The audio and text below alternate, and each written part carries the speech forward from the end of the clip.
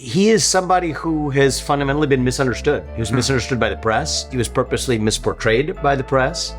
And I think we live in a moment where we are so skeptical of those media filters for good reason today. I mean, look at the experience of the truth of Donald Trump and his accomplishments relative to the portrayals by the media. I think that's part of why there's actually a new hunger for the revival of Nixon's legacy too, is asking ourselves that if we can see in plain sight we've been as deceived by the characters that we have gotten to know, at least many of us in the present, then who might we have been deceived about through the legacy left to us by the press of history as well?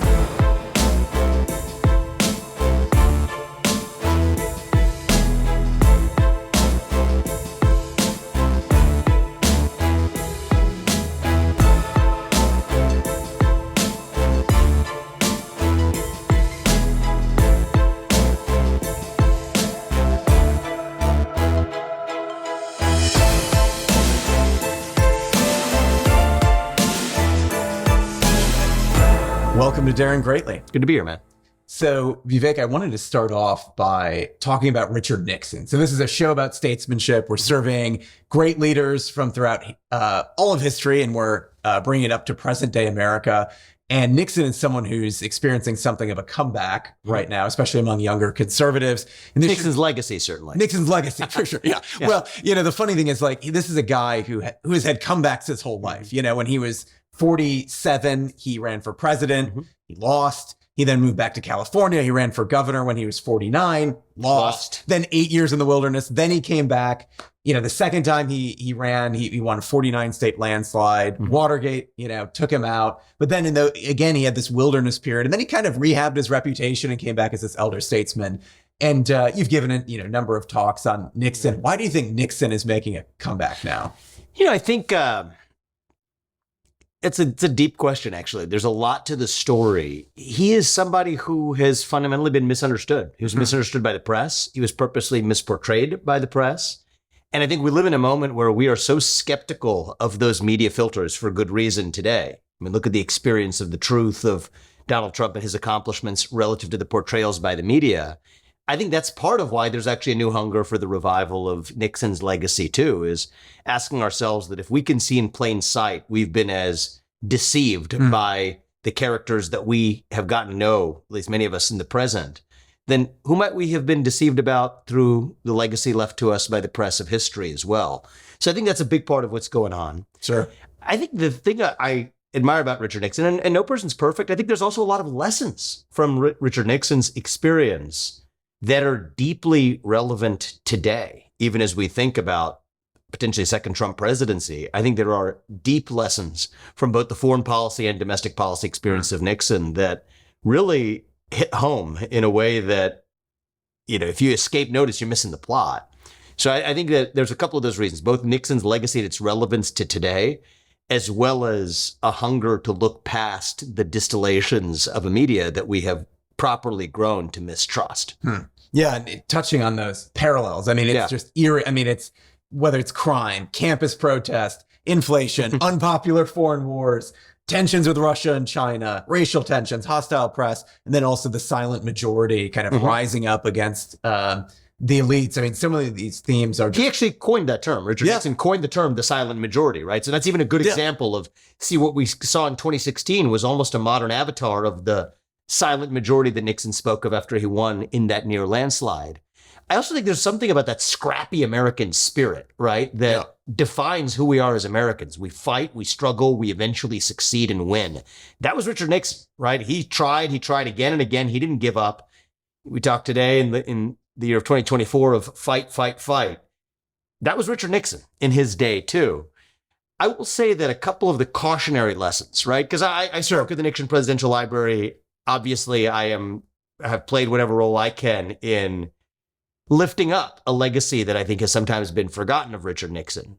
But in the spirit of now seeing other people also, join that positive bandwagon, I also want to provide a more balanced portrayal and perspective as well. Nixon, through and through, if I was to summarize the way I think we should remember him, he was a pragmatist. Okay, he was deeply pragmatic. He wasn't terribly ideological, actually. He was pragmatic with respect to foreign policy. He was a realist. He was the godfather, I would say, modern foreign policy realism, but he was also a realist and a pragmatist when it came to his domestic policy vision. And so those are two sides of the same coin. Of course, he had a consistent approach to his worldview of politics, either on the international stage or the domestic stage. It was pragmatism and realism. I think that that's what allowed his foreign policy to be so successful, while actually leaving a lot still lacking in his domestic policy achievements. And yeah, I'm happy to say more about that. But I think that, again, in a 2024 era, thinking about what could be happening in the next 12 months, that would be a lesson for whoever the next president is. I'm voting for Donald Trump, but it would be a good lesson even for Donald Trump, I think, to take from Nixon's legacy. My own view is that pragmatism is the right approach on the global stage and in foreign policy. Nixon demonstrated that probably better than any other president in the latter half of the 20th century. Yet, I do think that for domestic policy, you do need a principles-guided approach, or else you're going to ultimately be eaten by the very thing you say you're going after to fix. And that's exactly what happened to Richard Nixon. Tragically. Yeah. I mean, reading his biography recently, I mean, it's like a Shakespearean tragedy. It's just, you can see the train going to crash. There's so many opportunities maybe to save or salvage things, and then it unwinds. Why don't we dive a little deeper into foreign policy? Sure. And then we can touch on those issues with the administrative state. So the Nixon Doctrine, you've kind of, made a mark for yourself, urging conservatives, Republicans in a different direction on foreign policy. What is the Nixon Doctrine?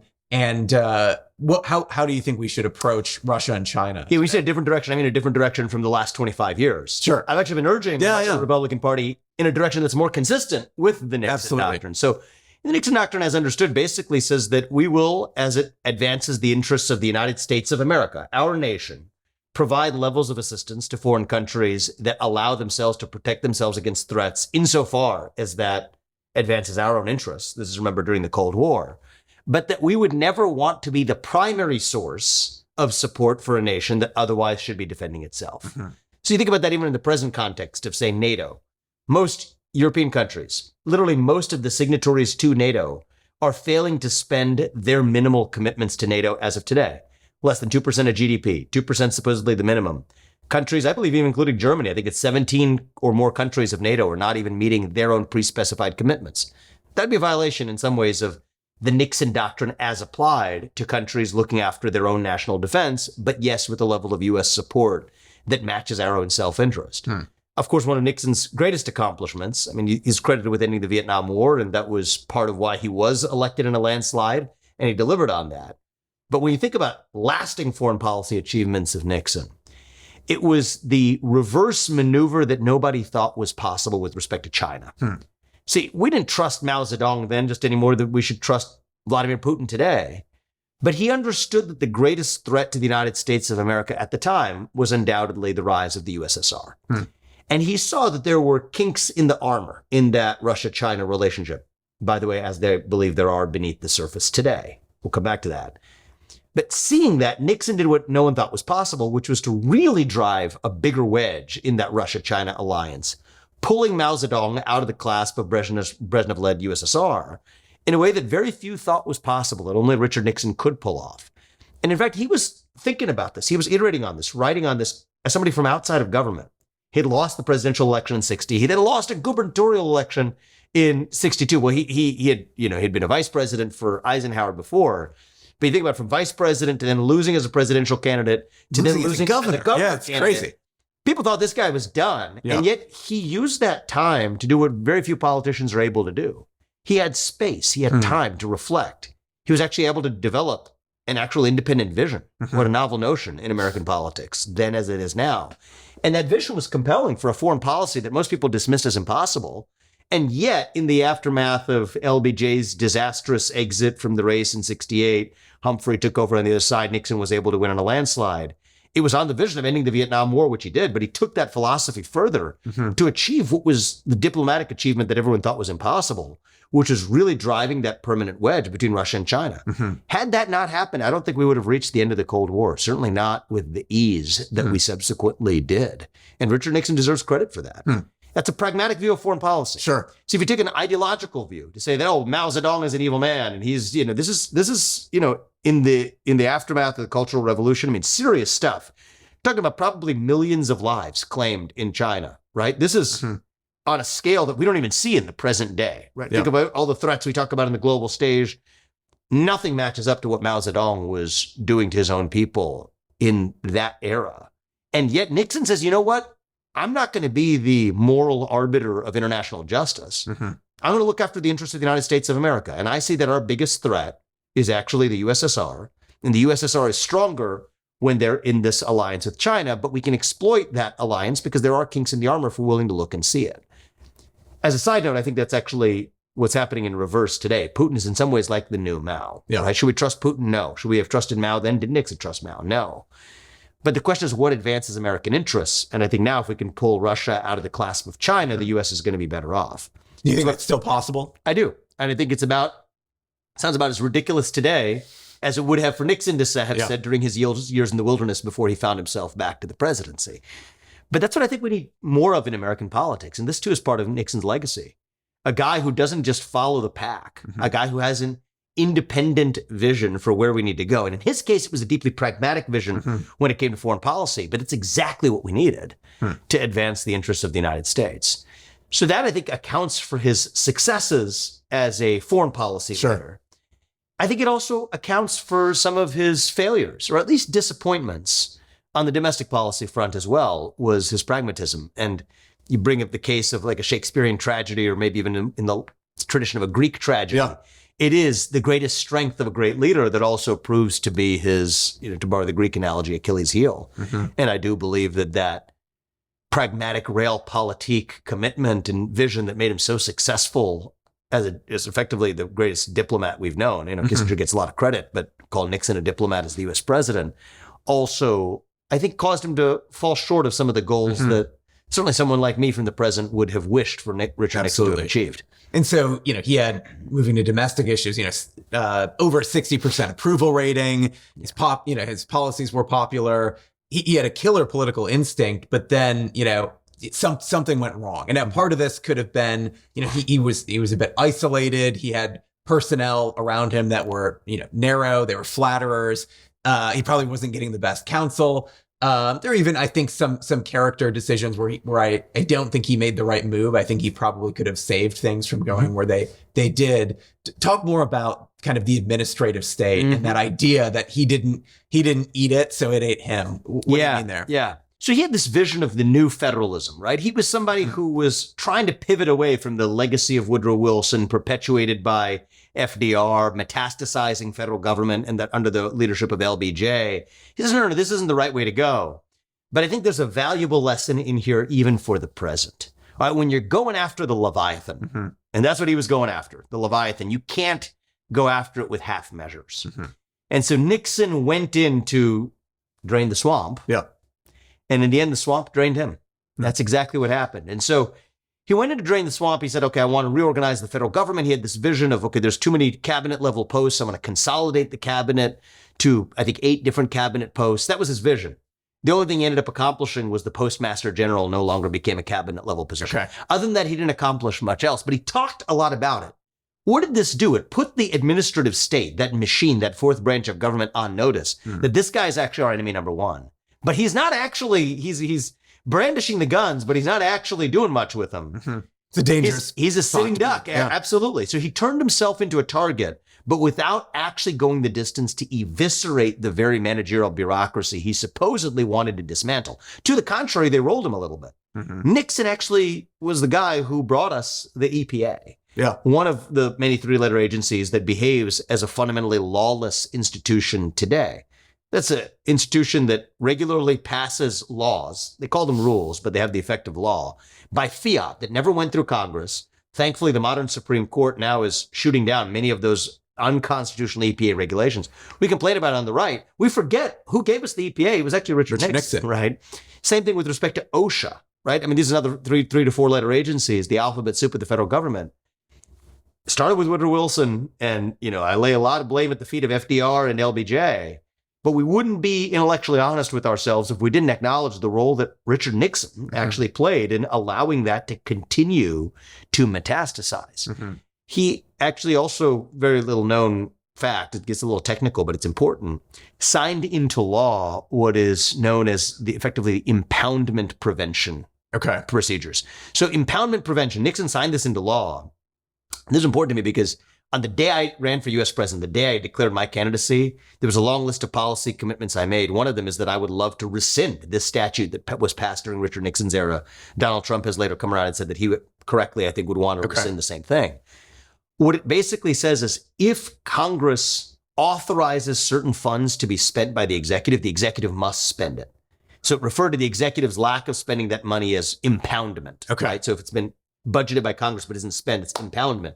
This is an anti-impoundment act or an impoundment prevention act that Nixon signed into law. That actually empowers the administrative state, empowers the deep state nexus between the professional politician class and Congress and the administrative state to whom they delegate their dirty work.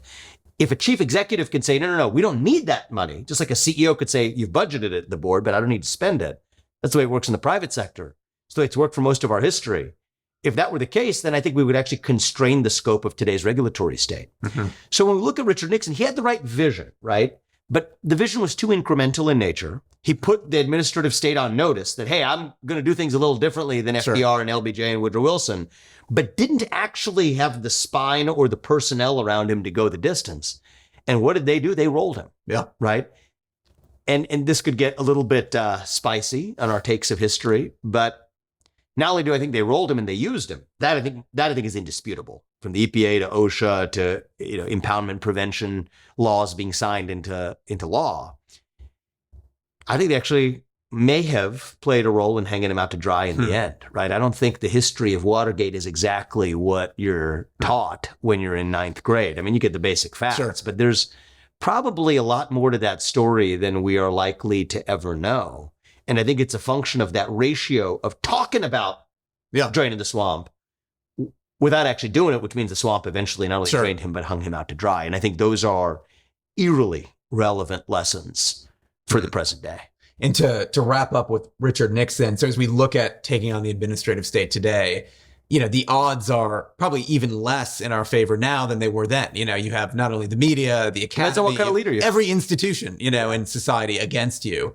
So do we have any lessons from Nixon for how we might actually not get rolled and get that done? Yeah, I think it depends on the class of leader you have, right? Richard Nixon had a contrary and scrappy nature to his rise and to his leadership. It's what made him strong, and it's what made him who he is. He was skeptical of the managerial class, almost paranoid. I think those are actually good qualities you're going to need to take this on. But he did surround himself with an echo chamber of people who told him what he wanted to hear at times rather than what he needed to hear. There's an old saying. It says, if you care about somebody, you tell them the truth. If you care about yourself, you tell them what they want to hear. Richard Nixon was surrounded by a lot of people who cared about themselves, and they told him what he wanted to hear. Even if you think about Watergate, and this is just to sort of at least broach some questions that I think are interesting, right? You look at the guy who supposedly led, Richard Nixon, for all we know, didn't know about the break into the DNC headquarters, but the guy who led it, he was an ex-FBI guy. And the leak, Deep Throat, et cetera, about the whole thing came from somebody who was then within the FBI. And you wonder, right? I mean, after a certain point, he says he's going after the deep state. He's going after the administrative state. Doesn't quite do it. In fact, they use him to expand much of the deep state. But if he's saying it enough and he's not actually doing it, it made him a bit of a sitting duck for exploitation. And so all I'm saying is those are some interesting dots that I don't think have historically been connected. And maybe we'll never have the answers. But I do think there's a lot more to that story than meets the eye. And I think the lesson for today is we can't just talk about gutting the bureaucracy or draining the swamp. You got to go in and do it. And if not, you're in some ways in the worst position of all, where, like Richard Nixon, you tell yourself that you're doing it, but actually in some ways you've put the enemy, that machine, on notice that you might pose some risk for the machine when the machine just crushes you like they have to the citizens of this country for a long time. So, is that a much bigger administrative state today than it was back then? Yes, it is. And it will continue to be the cancer that kills this country unless I think we have leaders with a spine, but also who are part of having a spine is being willing enough to be challenged. Your basic presupposition is challenged by people who actually care about your best interests and the country's best interests. And I think in some ways, Richard Nixon didn't quite have that around him. And those would be some relevant lessons, to say the least, for us to take away today. Absolutely. Well, let's transition to yourself and your own story. So this is a show about statesmanship. One of the things you see when you study great leaders from throughout history is like there's often this rapid rise at a very young age that is, the hand of providence. Machiavelli would say it's the hand of fortune. I think of someone like Teddy Roosevelt, 38, he's a police commissioner, right? Yeah. 39, assistant secretary of the Navy. 41, governor of New York, 43, VP, and then 43, president of the United States. Unbelievable. In 5 years, he went from hunting burglars on the streets of New York, literally, to being president.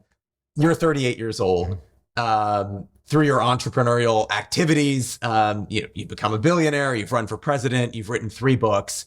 How did you get where you are today? Yeah, I think that in some ways, I feel very fortunate. I do believe in divine providence. I believe God puts each of us here for a purpose, and he works through us to achieve a plan greater than the one we plot out for ourselves. Anytime I have plotted out my plan, I bet the same thing was true of Teddy Roosevelt as well. I don't think he plotted that plan. Yeah. I think the plan revealed itself.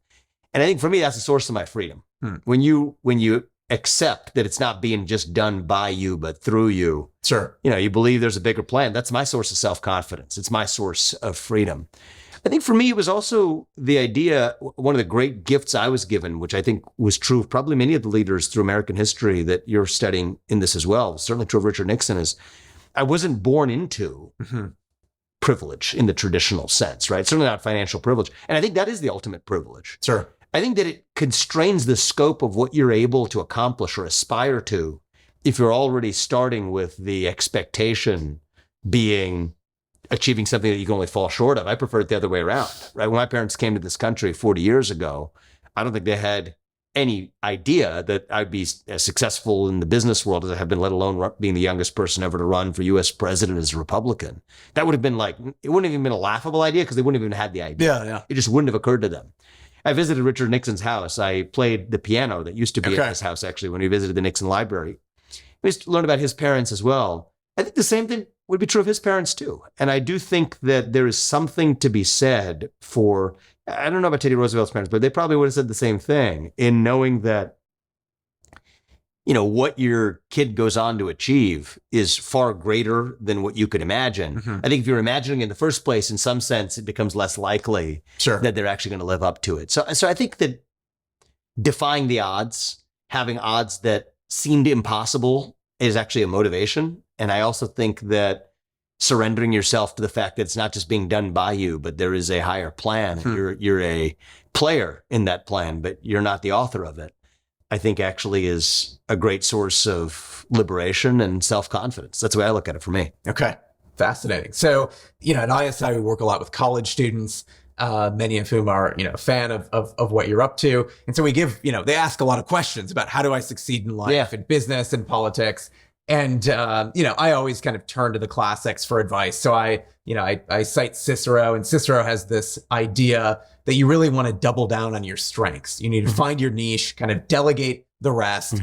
If you spend an hour a day working on your weaknesses, you're only going to see marginal improvement. But if you really focus on your strengths, we can only do 1 or 2 things well. So for him, that's one of the secrets to success. For Machiavelli, he talks about in pretty dramatic fashion, but when fortune wants to make a prince great, fortune brings enemies before him and obstacles in his path. And either those obstacles will break him or those will be the ladder that he climbs to greatness. So you can overcome challenges on the way.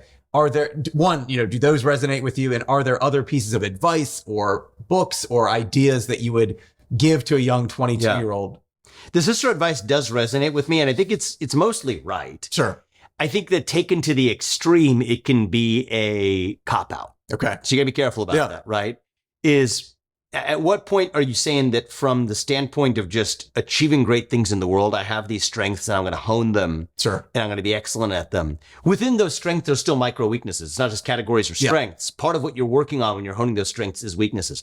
So I think it can be a cop-out in the sense it could be a form of laziness to say, all right, it takes real work to work on a weakness, but Cicero told me I don't need to work on that. No, I think that doesn't quite play out. Versus looking at, okay, I'm going to acknowledge there are certain weaknesses I need to fill. How am I going to fill them? Yes, could it be through finding other great people, delegating responsibility through partnership and win-win arrangements, be it in building a business or a political team or whatever? That's one way to look at it. But I would say Cicero's advice is spot on, but it's easy as a young person to take that and use that to say, dismiss say, I need to work on my weaknesses. I think that's a bigger risk, right? In the application of that advice. So the advice is right, but the application of the advice, I think, holds great risk unless you're really disciplined about saying that, no, I'm committed to achieving whatever goal it is I want to achieve, but I'm going to acknowledge that there are certain things about me that I'm going to need to accept humility around. Yeah. Right. And so the humility is I'm going to have other people who are going to be able to fill in those gaps. Sure. And that's the best way to build something great. My advice to young people is I think the hardest thing to do is to weld the combination of doing two things that don't usually go together. But if you are able to put them together, it's the lasting formula for success, be it in business, be it in political life or anything else you do. On one hand, it is to be contrarian, to do the thing that others are not doing, right? So, if they're zigging, you're zagging, you're taking the road less traveled. But what does that mean? It means that you are making a unique contribution that nobody else can make. Maybe that's through the product you're inventing. Maybe that's through the intellectual ideas you're advancing, the book you're writing, whatever it is. You're saying the thing that needs to be said because others aren't already saying it. In the world of political commentary, in the world of academia, you're offering the product that other people aren't offering, and you're taking a risk by doing it. So that's on one hand, you have to be contrarian. But it's easy to be contrarian and be wrong, right? There's a reason why the pack usually runs in a given direction. You have to be contrarian and be right. And those two things don't usually go together. But if you're able to be both contrarian and right, whether it's in your career as an investor in the stock market, whether it's an entrepreneur starting new businesses, whether it's as an intellectual, whether it's as a politician. I think that is the formula, especially in the United States of America, that the market itself rewards, be it the market for products, the market for capital, or the marketplace for ideas. And so the trap I think you can sometimes fall into is to think that you're being contrarian when in fact you really are following the pack. Because at a high level, that sounds like easy advice, or be contrarian and be right. Well, that's harder than it sounds. But actually, even the harder part is most people who think they're being contrarian are actually just following the pack. Right. I mean, the example I've used, I talked about this in my recent speech at the RNC, is if you really want to be a heterodox, sticking it to the man, hippie and countercultural campus actor, it's actually calling yourself a conservative. Yeah, that's the rebellious thing. Right, that's the rebellious thing today. And because I think that people for a while thought that they were doing the rebellious thing, but actually ended up being the conformist thing. But you could easily just, roll this forward 10 years. It could easily be the other way around.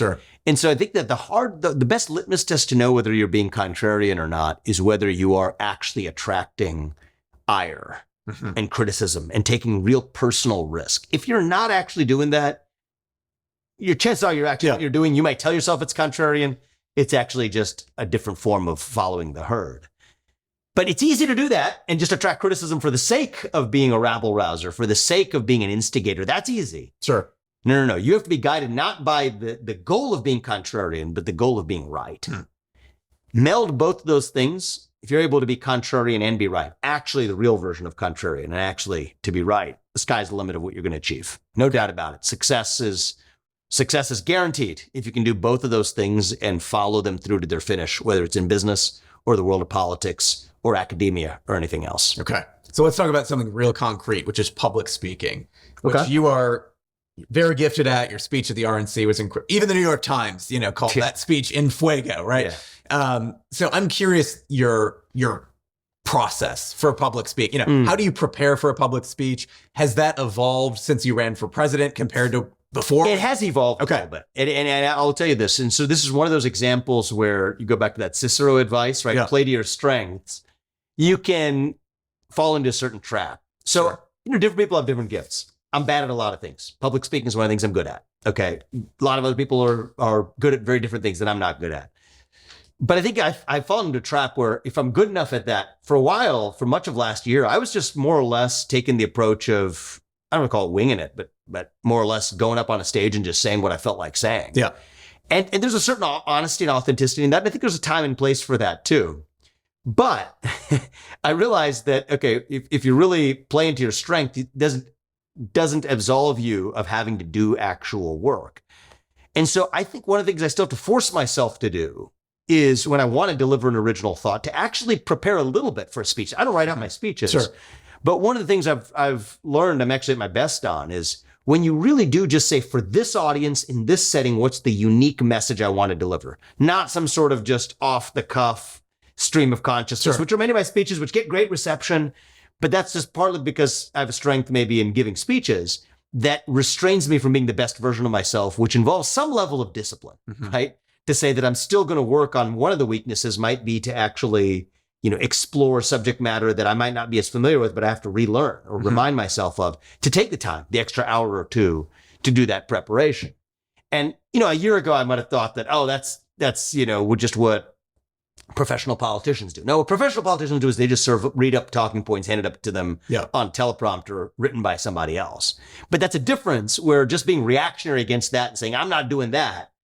That's the way I was for a lot of last year. I'm not doing that. I'm just gonna wing it and be completely, off the cuff. There's a time and place where if you really think that's the right thing that the moment calls for, then do that. Sure. But at a certain point, I also started to use that as a substitute for just putting in the work. Yeah. And so, one of the things that I've found is, and this is just a challenge for any person working on their own strengths, is sometimes your strengths can actually be a crutch that give you that cop-out excuse from putting in the work and staying disciplined. And so anyway, for me, my own strategy, it might be different for others, is to actually, the best way to give a speech is actually to know what the hell you're actually talking about. And sometimes that does require, it wasn't inborn. None of that was innate. It does require actually putting in the work to prepare. Don't do it off a script, certainly not a script that somebody else gave you, but know deeply what you want to say.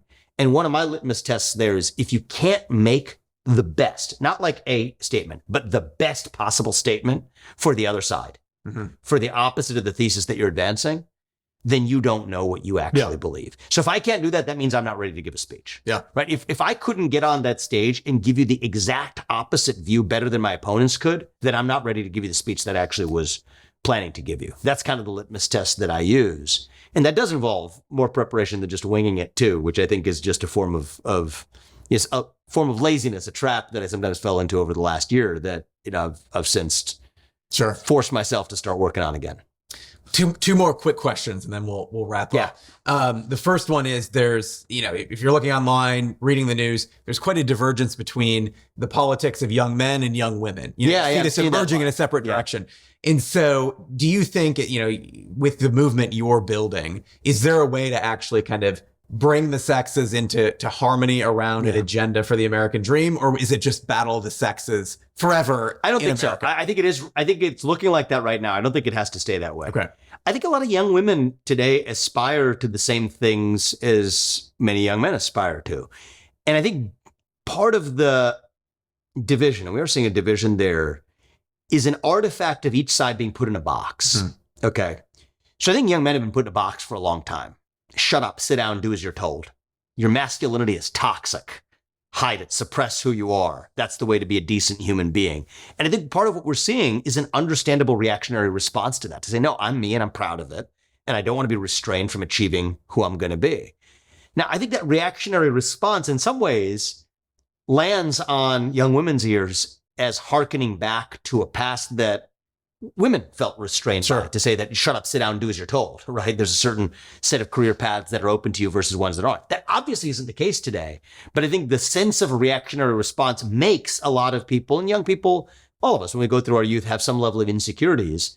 When you have some of those insecurities, it might land on your ears to feel like, oh, I'm being restrained, when in fact that might just be a feature of the insecurities we all experience growing up.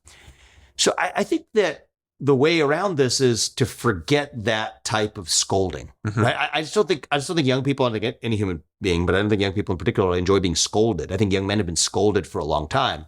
I think that reactionary response, caused a lot of young women to feel like maybe they're being scolded at in return. And I think what we actually need to get back to is how we're going to bring that together is to acknowledge that we're different. Everyone's different, not just men as a class versus women as a class, but like every individual is different. We each have our own different, unique, God-given gifts at the level of an individual. And a true meritocracy, we use that word a lot, but we don't often pause to define it. A true meritocracy is a system that acknowledges we all have different gifts, But whatever your different gifts are, you're able to achieve the maximum of your God-given potential without anybody standing in your way. Be you a man, a woman, gay or straight, black or white. That's a true meritocracy. And to me, that's true America. And so I don't think that this early Gen Z gender divide that we're seeing has to be here to stay. But I think we have to get out of mutual scolding mode if we're to get there. Okay. So last questions on the state of the conservative movement in America. There's two things I think going on. In one sense, the Republican Party has become the party of the working class. It's the elites are mostly all Democrats, right? And so it's party of the working class, party of middle America, party of manufacturing. I think this came off pretty strongly at the RNC. At the same time, you have all of these tech entrepreneurs moving to the right, in droves. Elon Musk, David Sachs. And so what I'm wondering is, can the kind of the entrepreneurial dynamism, energy, innovation of the tech entrepreneurs, is that a harmonious marriage with the party of the working class, or is this a tension that will have to? Yes. So I always resist this characterization of like the party of the working class. It sounds to me, I don't use that kind of phrase just because it makes me cringe a little bit, because it is reminiscent of the class warfare language of the old Marxist left. And I also tend not to use the word the elites for part of the reason that you described. There's many types of elite. Sure. So I view if you're going to do categorizations, I would do it a little differently. Okay. I think that there's the managerial class, right? So the professional hired management, the associate deans of God knows what at universities, professional management, HR bureaucracies, the bureaucrats in the federal government and the private sector, right? The managerial class. Then there's the creator class, which is quite different from the managerial class. I mean, I consider myself an entrepreneur, somebody who writes books, somebody who creates things that don't exist in the world, but is certainly not the administrator of those ideas, right? Elon Musk is certainly in the creator class. I think Donald Trump, I'd put him in the creator class, absolutely. And then there are the citizens of this country, citizens who are stakeholders of institutions, be they students at universities, be they, participants in a classroom in K through 12 education, be they citizens in a democracy. And I think what we're seeing right now is the balance of power has shifted so heavily to the managerial class that we're likely to see an alliance between the creator class and the everyday citizen to unseat the managerial class. So I think that's actually much more useful. I love that framing. And closer to the truth than this idea of the elites and not us. Because just look at like myself or JD Vance or Donald Trump or Josh Hawley or whatever, different people in different flavors of the America First movement. And we've gone to some of the best universities in the country. Some of us certainly have succeeded at the highest levels of business in this country. So I just think it's sort of a little bit unbecoming for us to talk about the elites. Sure. We are. I mean, I wasn't born elite, but we are today. But there's different kinds of elites, right? Even within a university, a tenured professor who has interesting ideas is very different than the associate dean of diversity or God knows what. And so I just think the real tension is between the creator class and the managerial class, and the oppression of the managerial class onto the everyday citizen. And I think creators can be the liberators for the citizenry from the clasp and the chokehold of the managerial class. And I wrote about this a lot in my first book, Woke Inc. And you actually have another book coming out this fall called Truths. And it explores some of these themes in a little bit more detail. Great. Well, we'll end there. Thanks for coming on, Vivek. Thank you, man. Good to see you.